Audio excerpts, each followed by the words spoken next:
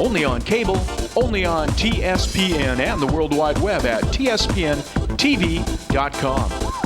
Hi everyone, Tom Slavic, and welcome to TSPN's Amador This Week. AM Live, yeah, that's it. That's what we're doing. Hey Gene, how you doing?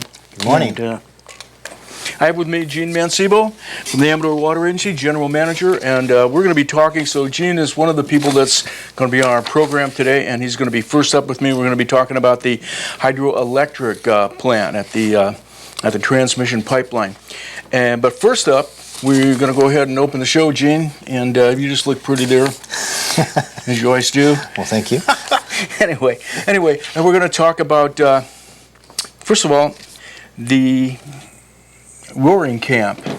And Roaring Camp is a great place to visit. You know, it's one of the few places in the gold country, Mother Lode, where you can, I think, still pan for gold and do things like that. Just as a tourist, they have all the things you need. They go on down there. Saturday they have you ever been down there where they take this long ride into the McCollum? Not the ride in McCollum, but I've been down there several times for the dinners. Okay. It's lots of fun. Okay, well, I think to get to the dinner, you have to take that wagon that goes down, and it's beautiful, goes through the canyon, and that part of the river is just extraordinary. And they also have the barbecue, which you enjoyed it? Yes. They have lots of fun. The singing? Absolutely. Okay, it's so great. That's what we're telling everybody about today for the hub. That's a great thing to do.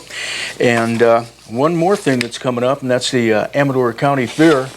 And Gene, you guys probably have a booth at the fair. Will you have a booth at the fair? Not this year, but we will have a window. Okay.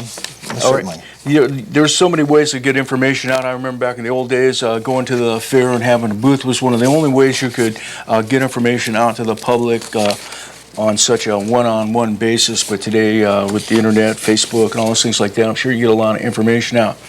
In fact, I think it was just several weeks ago where we did a re-thing of the fair, and it was fun to see. It was like, I think it was like almost 20 years ago or something. So awesome. It's a lot of fun. I looked a lot better 20 years ago. Gene, what were you doing at the water agency 20 years ago? Oh, gee whiz, 20 years ago, we were working on projects and pipelines. I mean, we were still, back then, the Amador Transmission Pipeline was a project that we were really pushing to move forward, and it took quite a while to get in place, but you bet. All right. So also going to be on the show is Nicole and Macy, and they're 4-H guests, and I believe they have, we're going to be talking about goats. And of course the fair and 4-H, that's my favorite part.